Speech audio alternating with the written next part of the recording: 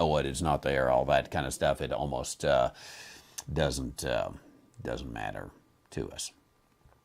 Let's go to Stephen in Florida. And I'm just going to go ahead and ring the bell right now for Stephen in Florida, because I have never had this question. Absolutely, I know that I've never had this question. And that the question comes from Judges chapter 9, verse 13. Here's the question. Did God get tipsy from drinking alcohol every once in a while? Look at Judges 9:13. Now, I haven't looked at it. I got it over there, but I'm not looking. You know, at the first part of the question, did God get tipsy from drinking alcohol every once in a while? If that's all you ask, I would say absolutely not. What have you been drinking to ask a question like that? But there's a passage of scripture to it, which means he didn't just come up with this question out of the blue, our friend Stephen.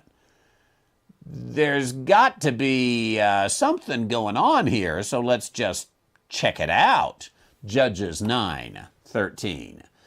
And the vine said unto them, should I leave my wine, which cheereth God and man, and go to be promoted over the trees? Okay, clearly we have some sort of parable here, because a vine does not literally talk. In fact, let's just go ahead. I suppose some context would be good here, because just that verse itself sounds like it certainly cheers God and man. Let's just go to Judges chapter 9, verse 1. Abimelech goes to, I'm trying to pick let's see. Speak, I pray you, in the ears of all men of Shechem, whether it's better for you either that all the sons of Jerubbaal, which are 70 persons, reign over you, or that one reign over you. Remember also that I am bone of your own flesh. Okay, trying to convince them you don't want a committee leading you. You want me. His mother's brethren spake in the ears of all the men of Shechem all these words. Their hearts inclined to follow Abimelech, for they said, he's our brother. They gave him 70 pieces of silver out of the house of Baal-berith, wherewith Abimelech hired vain and light persons which followed him.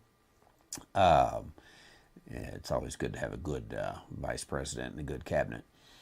And went into his father's house at Ophrah, and slew his brethren, the sons of Jerubbaal, being 70 persons upon one stone. Notwithstanding, yet Jotham, the youngest of Jerubbaal, was left, for he hid himself, and all the men of Shechem gathered together, and all the house of Milo, and went and made Abimelech king by the plain of that pillar that was in Shechem. And when they told it to Jotham, he went and stood and the mount of Gerizim, and lifted up his voice, and cried, and said unto him, hearken unto me, ye men of Shechem, that God may hearken unto you. The trees went forth. Okay, he's giving this parable then. The trees went forth on a time to anoint a king over them, and they said unto the olive tree, reign thou over us. But the olive tree said unto them, should I leave my fatness, wherewith the honor of God, wherewith by me they honor God and man, and go and be promoted over the trees?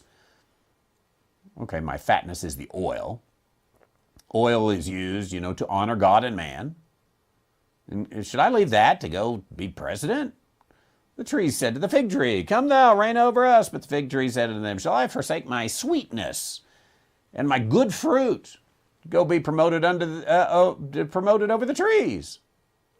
They said to the vine, come thou, reign over us. And the vine said, should I leave my wine, which cheereth God and man, and go and be promoted over the trees?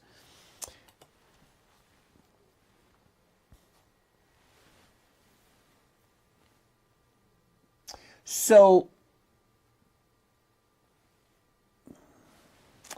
I think that we would have to determine whether or not the one speaking here, and it would take a little contextual work, whether or not the one speaking here is giving a parable that is filled with absolute truth. Now, clearly, in one sense, we would have to say no, because vines and brambles and olive trees, they don't talk. So from his illustration of this guy saying that the vine tree thinks that wine cheers God and man, should we take it as the gospel truth that wine cheers God and man?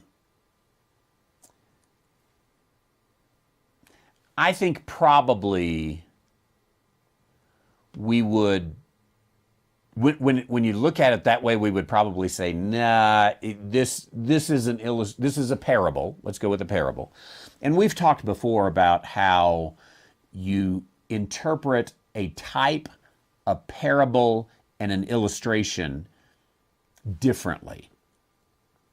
If this were a type, absolutely every piece would come across. And therefore, we would have to say, well, the vine, the grapevine, is a type, and therefore it definitely, its wine cheers God. He gets a little lightheaded. But this is not a type. It's a parable. And in a parable, the main principle of a parable is you find the main principle. That there's one lesson being taught. And in parables, you get yourself in trouble when you start taking 2 or 3 or 4 or 5 lessons from the parable. A parable has one moral of the story, if you will. Clearly, the moral of this story is sometimes you're better off staying at home than becoming king.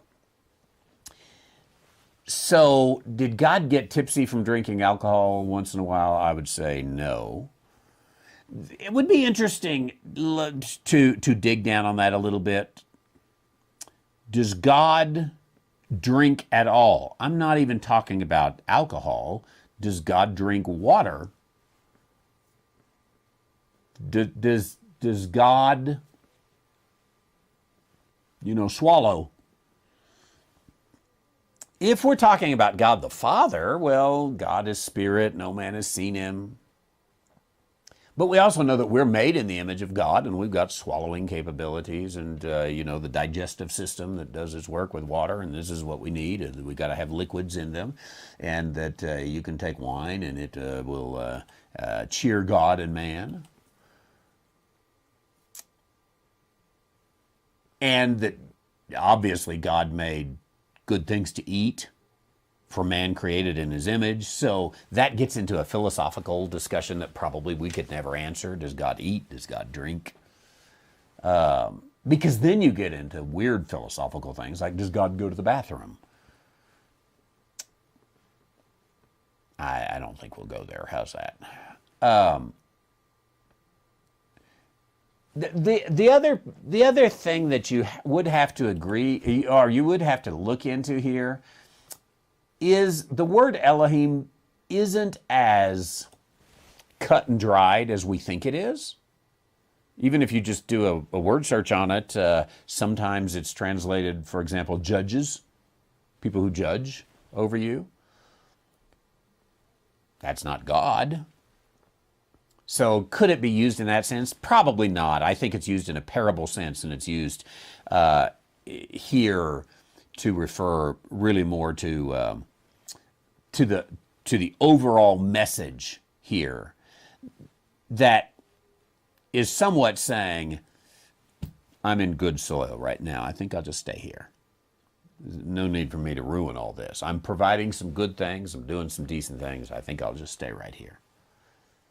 So that would be interesting. But to the answer, does God get tipsy from drinking alcohol every once in a while? I'd say no. Thanks, Stephen, down in Gainesville, Florida, for that question. We've got Mr. Bays in Oklahoma.